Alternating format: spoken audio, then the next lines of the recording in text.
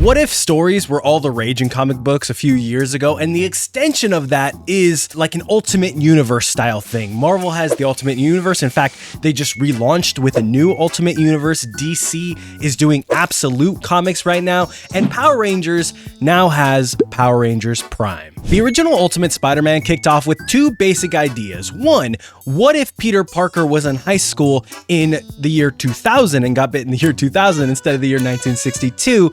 And two, what if we did this all again with 40 years of hindsight and kept the good ideas and combined them and were able to like shoo off the bad ideas? For better or for worse, Power Rangers did that in 2016 when they launched the original Power Rangers comic under Kyle Higgins and zeroed in on just Mighty Morphin. The series was able to be this alternative take on the original season from back in 1992, but now they had almost 25 years of lore to pick from and what they wanted, eventually taking it to places that spanned through the entire franchise in every season, like Shattered Grid.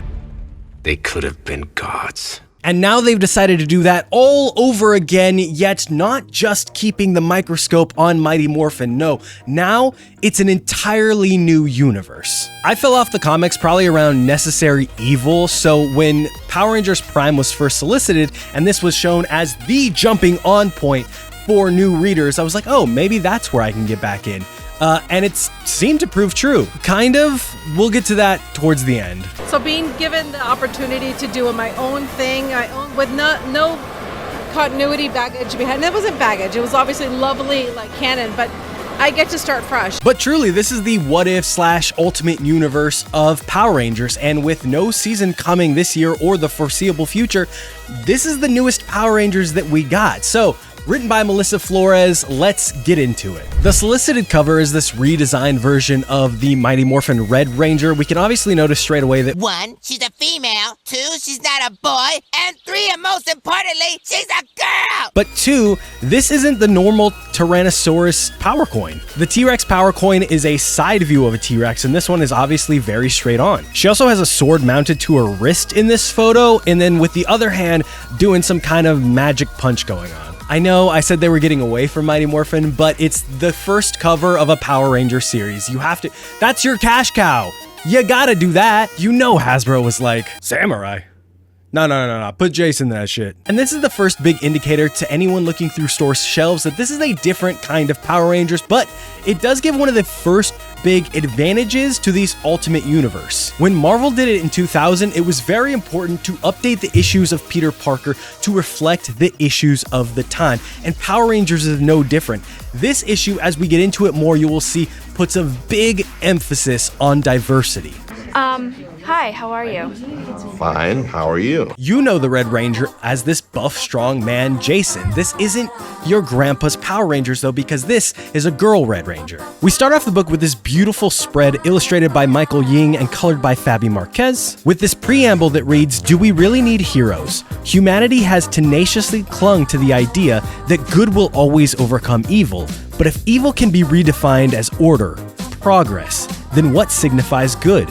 In what kind of world would a hero be created?" We see this figure with paint on her fingers and some brush strokes, and included in the brush strokes is that Red Ranger that I thought we saw on the front page, but at closer look, this looks much more like a male figure, and the front one is obviously female. She's a girl! But this page is very reminiscent to me of the Morphin Masters that we know from the previous comics run, being this kind of multicolored space entity. And to start us off, we get this beautiful sign saying, "Welcome to Angel Grove, only to be spray painted over by New Eltar, buyer beware." And then we see a woman running away from some kind of police force, come to find out when she pulls out a Samuraizer that this is Lauren Shiba, the Red Ranger of Power Ranger Samurai. Nyla, back off! The Samuraizer shot out of her hand before she can morph, but then she just pulls out her sword and does what Lauren Shiba does best.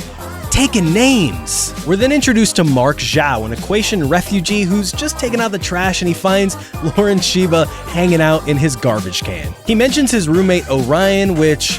Easter egg. Side note, I also thought his flip-flops were the RPM green shark Zord, but I'm just looking for Easter eggs where they're not. Mark lies to the ops to protect Lauren and takes the blonde girl from the dumpster up to his apartment, only to be seen by this mysterious figure who we later learn is named June. The next page starts out at Angel Grove University, and I think this is where you can see just how much has changed in this universe, because this looks nothing like Angel Grove. This is some futuristic utopia looking shit and nothing like the dirty back alley we just saw on the page before. We end up going to a classroom where Mark and June are currently in, and this is where we get Exposition City. We learn that Mark is a refugee and his home of Aquitar was destroyed, and June was an Eltarian that was born here on Earth because 70 years ago, Earth was invaded by something called the Beast Brigade, and the Eltarians came to save them, and not only save them, then decided to stay and colonize Earth. Don't scare me like that, colonizer. The teacher straight up points out that June is a bootlicker and is just spouting Eltarian revisionist history points, but she also brings up this, which I think is gonna be the very core of this comic book. Refugee and colonizer, you took different paths and you both ended up here. Tell me, both of you, is Earth better off? Are you? To which the colonizer points out yes, and the refugee points out absolutely not. We follow June to PE, which is also karate, which I feel like PE is weird to have at a university, but this is a comic book, so who cares? And we meet Valentina, who I think is going to be our Yellow Ranger for the series. Why do I think that? She's just wearing a headband with a lightning bolt on it that's also yellow, and like the laws of Power Rangers have taught me a lot growing up. I'm the Black Ranger because I'm black? No. I made you the Black Ranger because of your spirit animal. We also meet Valentina's boyfriend Ryan, who is just blonde, dashing, hunky, great at karate. When June starts spouting off what to them would be conspiracy theories about Power Rangers, but he actually saw one last night. Ryan actually stops him and says, please tell me you're finally ready to enlist for trooper training. And that's where I think the biggest thing to happen in this comic book happens. The VR troopers are back, baby.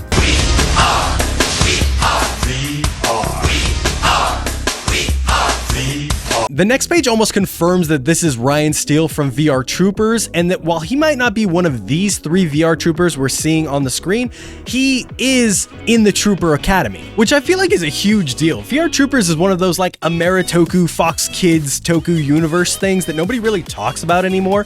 It was mixed in with Masked Rider, Mystic Knights of Tir na Nog, although Mystic Knights wasn't a Toei property, so I don't know if you want to group them together. But it's one of those things that we basically had no idea who the rights belonged to. Years ago, I got the chance to interview Kyle Higgins, who wrote Shattered Grid, who mentioned that they were going to use Masked Rider in a panel from Shattered Grid. There was a second where we were going to do Masked Rider in the Power Rangers book. It was during when I was planning Shattered Grid. So now we know that Boom Studios, and by extension Hasbro as well, has the rights to these other Fox Kids Toku shows, being Beetleborgs, Masked Rider, and VR Troopers. Like I said, it's the biggest thing to come out of this comic, and it's not like directly related to the comic, it's just very meta, and I'm excited to see where they go with it. Anyways, this is a newscast that's on the TV as Lauren wakes up in Mark and Orion's apartment. Yes, this is where we get confirmed that this is Orion from Megaforce.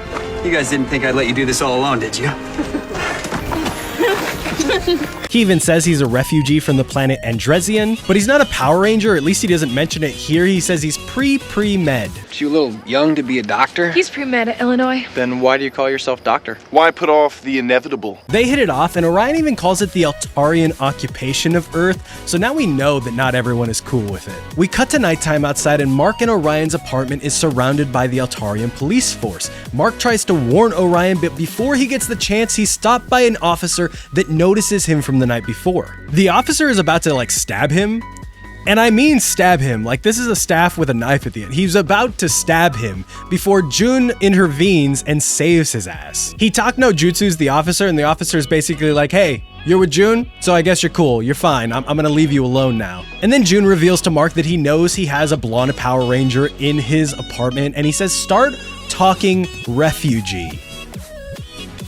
Which feels a little racist here. Like, it just feels like it's got a hard EE on it. Lauren then explains to Orion that she's a Power Ranger and her ancestors have protected the world since feudal Japan times. It's also fun to point out that every Red Ranger in this sequence is a girl, just saying. But the Rangers have protected the world for a very long time and even tried to battle the Beast Brigade when they arrived in the 50s, but they were overpowered, and that's when the Eltarians took over. With this pertinent line of they didn't like Rangers much. They hunted us down, they took my family, I've been running ever since. We even see a little Jaden Shiba, who might be dead, who knows? And just then, the world watches something explode from the moon, and if you know Power Rangers, you know what this is. A brand new world after so many years, I'm free. Not only is this Rita Repulsa, not only does she come out of the space dumpster, look at her hands. These are the hands from the beginning. These are the hands that painted the Red Ranger into the night sky. And this is where my mind starts racing because everybody's been thinking that this Red Ranger on the cover is Lauren Shiba. Lauren is the main character of this book, so of course, why wouldn't she be the Red Ranger? But there are so many variant covers of this redesign of Samurai Red, so why wouldn't that be Lauren Shiba? This is the what if I was talking about since the beginning. Rita Repulsa is the Red Ranger. I don't know if it's what if Zordon was gone or what if Rita Repulsa was Zordon and Zordon was Rita Repulsa, because we haven't seen Zordon in this at all.